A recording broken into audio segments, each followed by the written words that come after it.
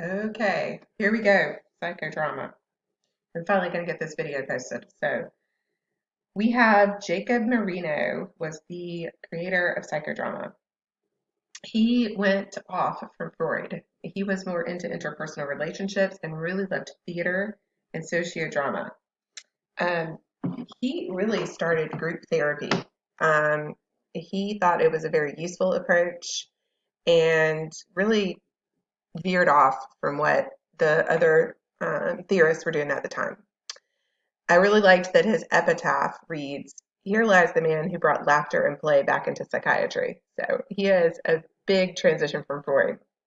We also get to hear about Zerka Moreno, which is his wife, but it was his third wife, and it looked like was also his client and his student. Very interesting. Let's say the ethical codes have evolved since the 1950s. But Zerka looked like she contributed quite a bit to psychodrama. She has a theme, a universal theme, that suffering wears the same face everywhere, no matter its source, which I thought was really nice. And she also says, not only are there no regrets, but rather profound gratitude for what my life has been. I thought those were nice in the wake of what we're dealing with in our society right now. But she really expanded and assisted him with psychodrama. And then later we have Adam Blattner. And Adam, um, he was also a big contributor to psychodrama. He was excited by the opportunity to interact with clients in a frame that could validate creativity and cultivate their strengths once they were explored. He did train with Moreno, and he applied psychodramatic methods to his clinical work. So psychodrama is not something that you guys have probably heard a lot about. You've heard me talk about it some. I am fascinated by it, and I think it is amazing. I love to try it with the students. Typically would try it with you guys in class, but since we're not in class, we'll just have to think about that, and you'll have to watch the YouTube video that I provided for you. And we can talk about it on our forum.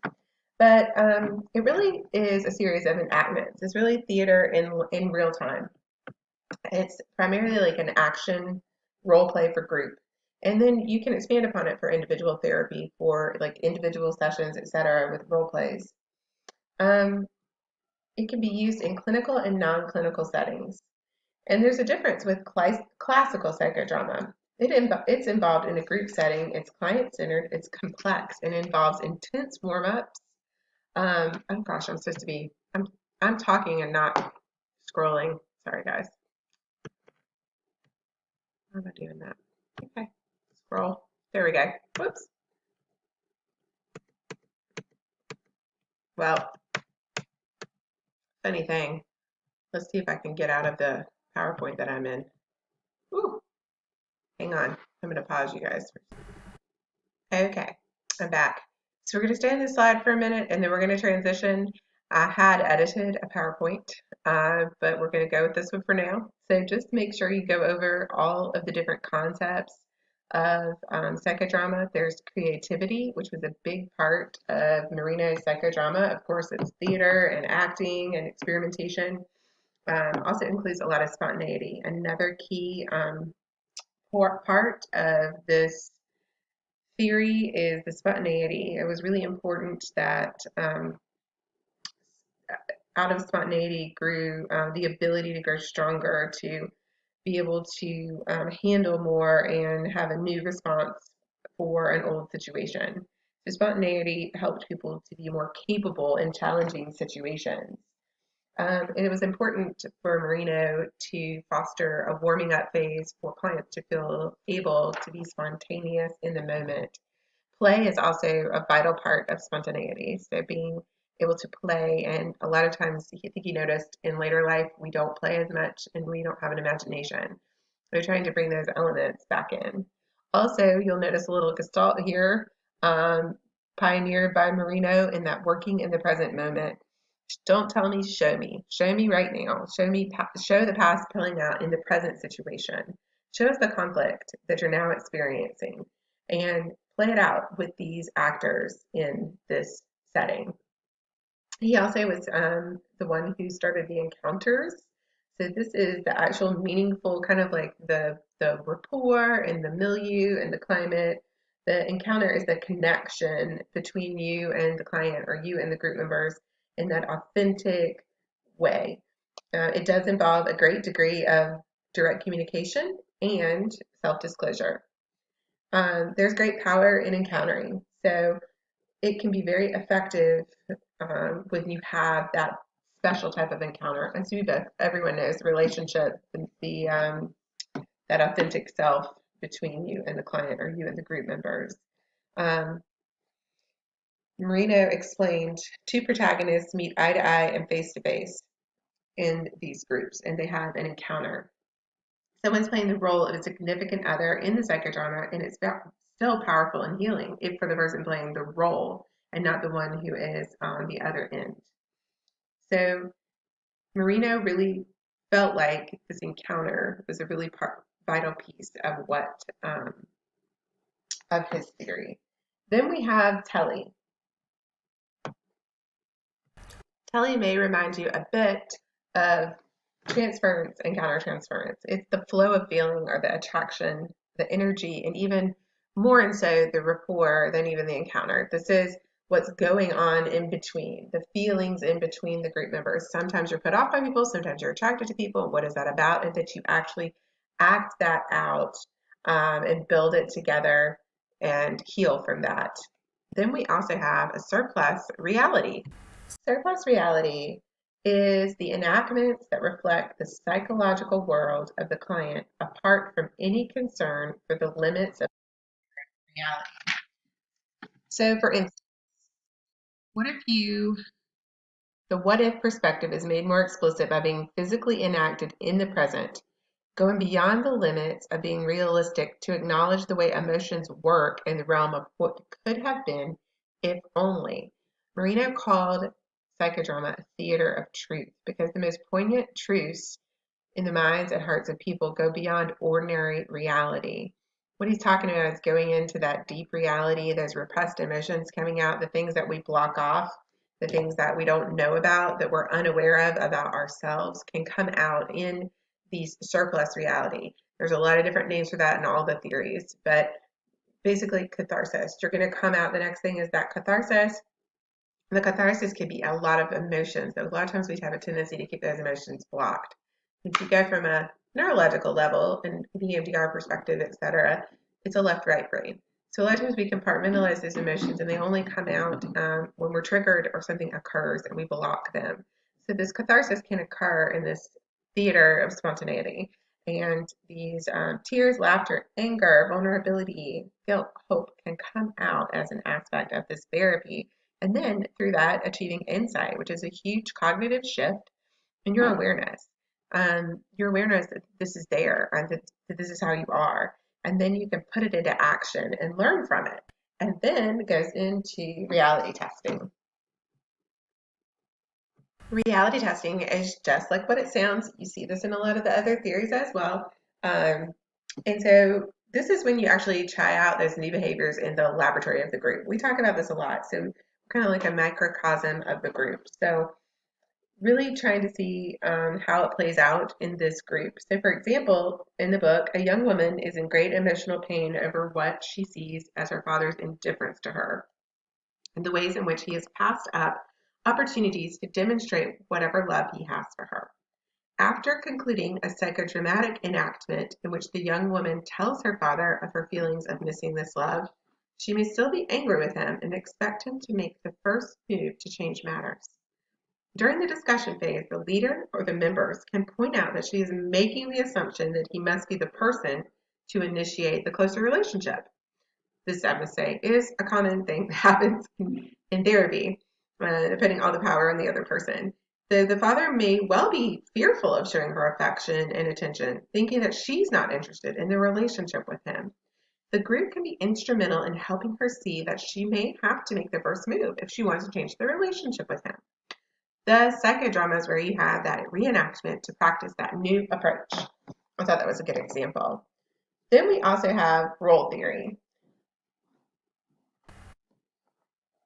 So role theory is taught that we're all improv actors on the stage of life, which I really like to think about it like that. We're all creating our parts without scripts.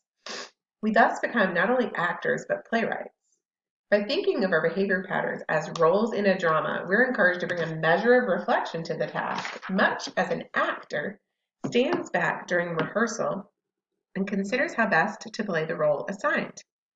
We can go further and question the roles we want to take on or which roles to be played out, trying on new roles, trying on new ways of being in life. Role-playing is a large extension of psychodrama. Playing with the role and the spontaneity, the creativity, those elements that we've discussed are a big part of psychodrama. I will say too, in The Body Keeps the Score, when I taught that term class, we would go to the theater to do theater games. Theater is very healing for trauma because it empowers people to put on a new role and try on a new part. When you have that camaraderie and that group and you're playing out different roles, it heals the brain. So there's research that came out that's in that text that's really, really fascinating. So I hope that we'll get to talk about that. Maybe I can post some of it for you guys if you're interested. But there's a lot to be said about this. I think it's underutilized a lot. So let's move on to, well, come on. Let's see. There we go. Let's move on to the roles and functions of psychodrama. I hope you guys can see this. It's cutting off a little bit.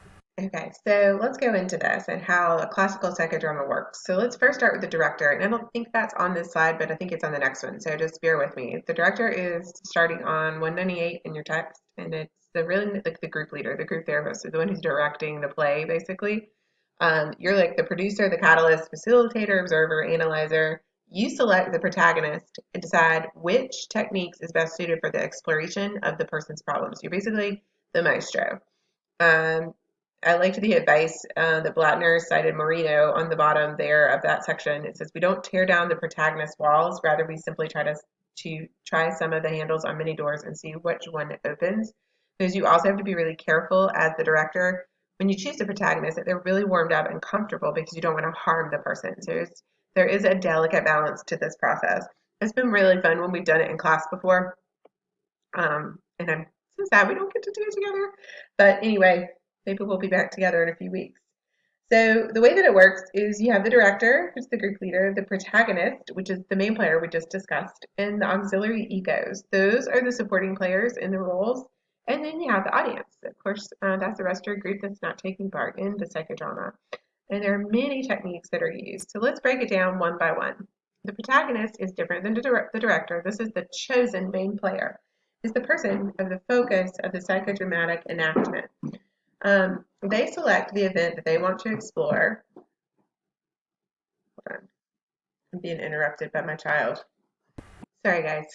It's hard to record these when you're home with your entire family.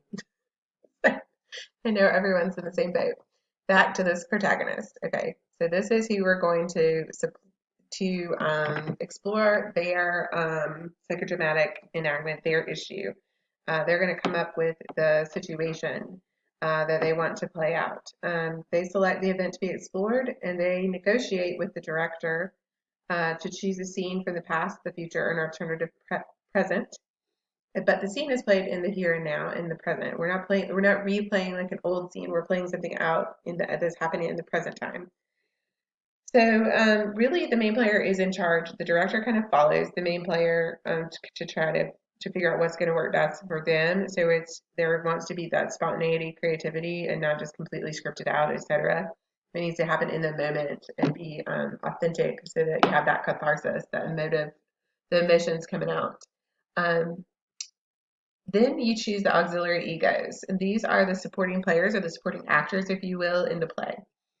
And those are the ones in the group other than the protagonist and the director. So keep those roles straight.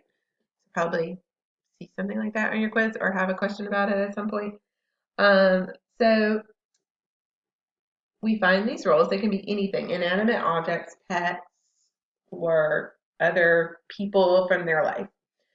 Moreno noted 4 functions of auxiliary: to play out the perceptions held by the protagonist, at least in the beginning, to investigate the interaction between the protagonist and their own roles, and to interpret this interaction and relationship.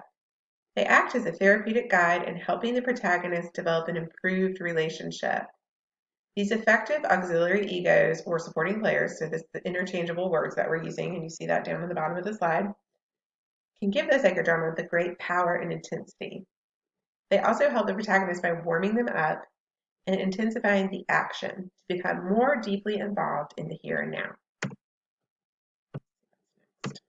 So we talked about the director already, and that's the one who facilitates the psychodrama. And then you have your audience.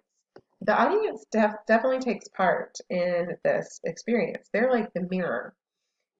They witness everything that's going on, and they function, like I said, as a mirror. This gives the protagonist the experience of knowing that others share and looking at the world from his or her viewpoint. They function in an ongoing improv process, and they will share with the protagonist. It benefits the whole group, not just the person that you're working on their situation. And the next element of this classical psychodrama is the stage. This is where the enactment actually takes place, just like it says, the stage. That's pretty easy. And this is where everything is playing out.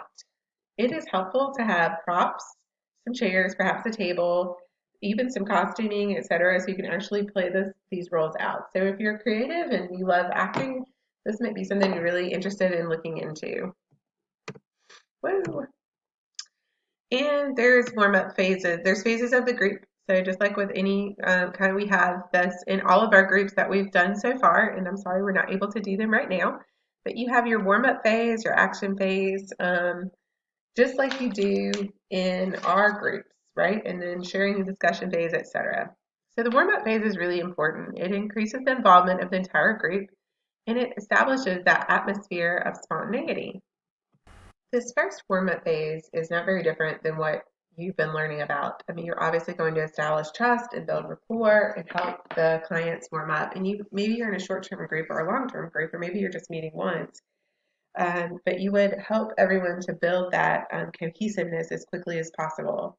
Some of the physical techniques for warm-up phase mentioned in the book include music, dancing, and movement or other nonverbal exercises. For any of you who have been involved in theater, when I would take the students for the theater games, that's exactly what we're doing. We're warming up. We play games like Zip, Zap, Zop, and mirror games, etc. I think I've done a mirror with you guys in Foundations, if you recall.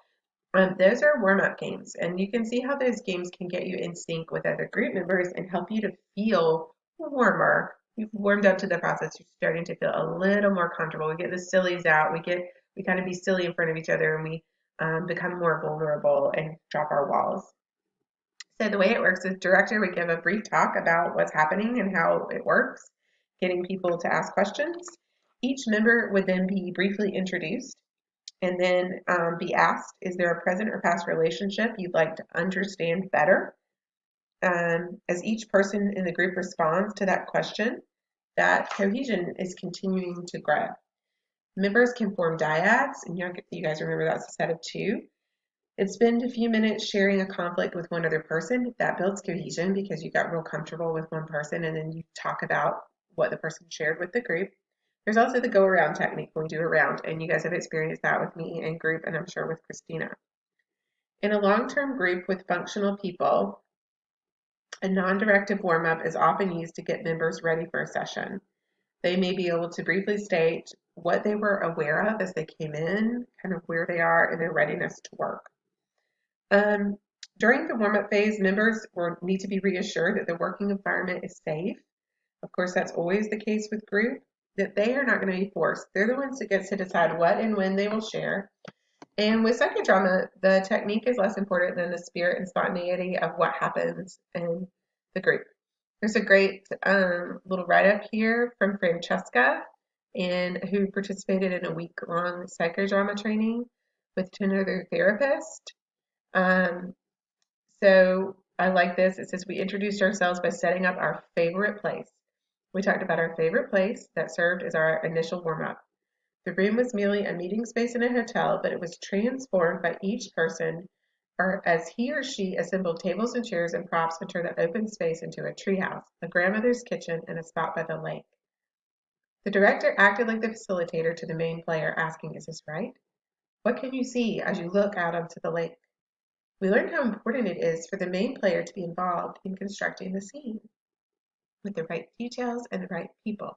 This is also called sculpting, guys, which is something that in the Body Keeps the Score, sculpting out is very powerful for healing for trauma. So this is what they're doing. They're sculpting a scene from their favorite place. So this is really cool. But it helps you kind of maybe to see it better since we're not in front of each other. But as they build the scene, they're transported back into time, and many of the details they've forgotten came to awareness, and things like the sense of loneliness she had as a child. So a lot of powerful things can come up from these psychodramas. All right, and then we move into the action phase, and this is a little bit different. This is where the enacting and working through the past or present situation or an anticipated event begins to occur, encouraging the protagonist to move into action. So the action phase is where we actually have the enactment. So the goal of this phase is to assist the members in bringing out their underlying thoughts, attitudes, and feelings of which they're not fully aware, subconscious. So it's used to facilitate the process so the protagonist can move into action as soon as possible. So you also don't want to draw it out. You don't want to wait, like have them tell a lot of details. You want them to get right into it so they don't talk themselves through it. So you can really pick up on those nonverbal cues. The director would ask questions listed in 203, such as, with whom in your life are you having the most trouble? Pick the one with whom you need to do some work. Show us a scene. Be your father or mother. What would he or she typically say to you? Show us a scene. Show us how you would want to respond. Show us a scene of how you'd like your partner to behave. Give us a few lines you'd like your son to hear. Tell us what you would most like to hear from your daughter. The point of these interventions is to avoid long commentaries, and so you want to get it moving in the here and now. Once they have a clear idea, it's possible to create the scene and bring in the auxiliary egos. When we bring in those auxiliary egos, then we start to enact the actual scene with the protagonist and the auxiliary egos. So let's use the example in the book. Let's say the member identifies a time when they felt abandoned. So the leader would say, let's do a scene of an earlier time when you felt abandoned. Let's set it up. The enactment would then follow. At the end of the scene, the protagonist or the director may suggest that the protagonist assume a different role in the scene to determine whether he or she can respond more effectively. So for instance, the protagonist may have been the child at first and then may become the parent in the next phase of enactment, which you can see how powerful that can be when you switch roles like that. Another suggestion is that the protagonist fantasize about the future, acting how things might be a year afterward, sharing private thoughts with the audience. The duration of this action phase varies and depends on the director's evaluation. One useful way to facilitate closure in these is to arrange for behavioral practice to help the protagonist translate that group learning into real life. So that's kind of the same thing with CBT. So we're bringing this out and we're trying it out like for homework and then coming back and reporting to the group about how it's going. To facilitate behavioral practice, the protagonist presents the situation as if it was originally presented, and they try out new ways of behaving, and then they go try it out in their real life. So we've got words like role reversal, future projection, mirroring, feedback, etc. that we will go over in a minute. There's another great example here on 204 about a moving experience with psychodrama in the action phase that I suggest you look over to help you understand. That's better. Okay. Then is the sharing and discussion phase. Encourages members to share their feelings and reactions, then discusses the process after personal sharing, helping everyone to pull it all together, helping the main player, the auxiliaries, and other members find closure after a really powerful piece of work. It can bring out a lot of emotions in a lot of people. And through that, you can summarize, you can assist members in applying what they've learned, you can identify unfinished business. Now you know that's Gestalt. Make plans for the future, find support, engage in closing rituals, and deal with feelings about separation from the group when you're finishing your group entirely. All right. Now we're going into techniques in psychodrama. So you see some of these look quite similar to Gestalt and maybe other theories that you've learned about. So these techniques can be really important for you if you decide that this is the group that you want to do. And if you're leading groups, when you go into practicum and internship, a psychodrama would be a wonderful thing to try out, really fun and really powerful for you to try.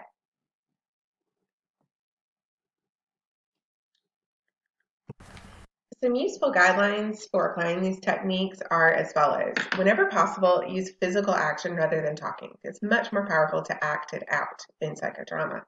Promote those authentic encounters as much as possible. Group members should speak directly to one another rather than looking at the director or group leader. Look for ways to promote the behavior by getting them involved in the enactments as much as possible. Make abstract situations concrete with specific scenes, making it more real. Encourage participants to make affirmative statements about themselves by using sentences beginning with I. I am this, I am that. Encourage members to deal with situations in the past or the future if they were happening as if they were happening in the present moment. Recognize and tap the potential for renegotiations, redecisions, and corrective experiences. You would pay a lot of attention to nonverbals, work toward really increasing self-disclosure and honesty, attempt to have people engage in play and spontaneity and humor, utilize symbols and metaphors, personifying them and making them vivid in the room, exaggerate or amplify behavior to expand a wide range of responses. Recognize and use the warming up phase to make sure that you keep everyone safe. Integrate psychodrama with other creative artistic expression and know that you can do this in any, you don't just have to do this in therapy. There's business and powerful ways that you can use psychodrama in the world and not just in your clinical site. Some of the techniques that Moreno came up with is included right here on the slide. Self-presentation. This is when the protagonist gives a self-portrait to introduce the situation. The example in the book says, let us say that in the group, Jack wants to explore his relationship with his daughter, Laura. The group is interested in this and wants to have it enacted in front of them. The director, the group leader, has Jack stand up, come onto the stage, and they begin to establish a scene in which Jack interacts with Laura. Jack picks someone from the group to be auxiliary, playing his daughter. Jack states the problem as he sees it, and the director helps to translate the narrative into action, so that talking about becomes show us how you and your daughter interact. Self-presentation acted out. Role reversal is really powerful. This is not just in psychodrama. This is where you look through the eyes of another individual. This can be extremely powerful and help people get outside themselves to see what the other person's perspective may be. The double. The double involves an auxiliary playing a special role, that of the protagonist's inner self. The belief that this is what we look at in the video on YouTube that I have attached. I think it is the double. The double represents another part of the protagonist by expressing the thoughts and feelings that might go unexpressed for the person, the protagonist, the main player. Doubling performs the function of the voiceover in cinema or television. The double stands to the side of the protagonist so as to be able to see and mirror the protagonist's nonverbal communications and yet not intrude on the protagonist's field where they can see them. They say the words that aren't being spoken. The director may introduce the technique by saying, this is your double. If she says what you're thinking, repeat it. If it's not what you're thinking, correct it. It is often wise to ask the protagonist if he or she wants a double. It is important that they accept it. You can see how this could be really damaging for someone if they weren't ready to hear that feedback. You can also do multiple doubles. So that's another thing you can do. And then we have a soliloquy. A soliloquy is where the main player or protagonist is allowed to imagine that they're alone and they're thinking out loud. They're thinking out loud to themselves. And then, of course, we have the empty chair, good old Fritz Perls. And the empty chair, you guys will probably all use that at some point. It's called the auxiliary chair here, but it's the empty chair later. Really honed in on by Fritz Perls. So it's a vehicle for role reversal and for and talking to someone, become the mother, become the father, etc. The mirror technique is aimed at fostering self-reflection. It involves mirroring the protagonist's postures, gestures, and words as they appeared in the enactment. We did this in Foundations, if you remember, we didn't do words, but we did actions. If you can think about how powerful that could be to see yourself. For example, another member portrays Jack as demanding, critical, aloof, and cold. He's likely to wonder whether that's the way his daughter perceives him. So to be able to see how we act with our nonverbals. Then we have a future projection, and it's to help the members clarify concerns they have about the future, and they act that future event out. It's brought into the present, and the concerns may include wishes, hopes, dreaded fears of tomorrow, and goals that bring some direction to life. Coming down to the magic shop. It's occasionally used as a warm-up technique and may be elaborated on throughout the action phase. It's a technique that involves imagining and creating a shop that has many bottles and other exotic containers on various shelves, each containing a different kind of personal quality. These qualities in their imagined containers can be obtained like magic wishes, but only if there's an exchange for some other quality that the protagonist already possesses. The key device is the bargaining the main player does with the auxiliary players, the shopkeeper, for some imagined quality in one of the containers on the shelves. Jack, for example, may want to exchange his competitive style for the ability to be open to his daughter in a loving way. This technique can help him assess his priorities and see what is keeping him from getting what he wants in his relationship with his daughter Laura. So this is very similar to like the values card sort, where we talked about you have in Fresco and DiClemente's Stages of Change. And so it's similar to that, but it's more creative. You can kind of see the similarities they are. It'd be fun if we could do this in class, guys, but maybe when we meet on Monday, we can do something like this for a little bit in class on Zoom.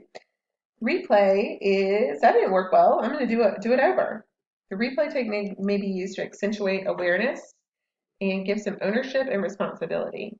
It can be modified and help you get empowered to make choices in the future for that behavior rehearsal. And last but certainly not least, role training. It involves a more systematic use of techniques such as replay, mirror, role reversal, and feedback and modeling from the group to help clients develop more skills and confidence in dealing with situations, similar to behavior rehearsal, which is what I just said. All right, let's go. Boom, boom. Uh-oh. Well, I don't know if you can see this. Oops. If we were in class, guys, we'd circle up in the front, warm up together. Question the most powerful thing you've learned about yourself throughout this process, and then we were going to role play the double. We would have done that in class, and here we are going over it. The auxiliary would play the inner voice, expressing the thoughts and feelings that might go unexpressed. You are the voice for the protagonist. You would stand to the side of the protagonist so you can mirror the nonverbal communication and say the words that are not being spoken. The director may introduce the technique by saying, "This is your double. If she says what you're thinking, repeat it. If it is not what you're thinking, correct it." The director may ask, "Is the double right for you? Is that what you're trying to express?" The double helps them stay connected to their inner feelings. And of course, because we would be doing this in class, we would have already warmed up, or I would have warmed you guys up and got you comfortable before we did this. But it's always been fun to do in class. It's been an honor to have you guys this semester. I guess this was my last class last time, so obviously it's always an honor to have you guys. And I have this quote: "Our prime purpose in this life is to help others, and if you can't help them, at least don't hurt them." I hope you're all doing well, and I'll post a question on the forum so that I know that you actually watched this. It's only 34 minutes, so hopefully it wasn't too painful. I'll have Existential up, hopefully by tomorrow morning. All right, guys, I'm looking forward to seeing you on Monday for a few minutes. Signing off.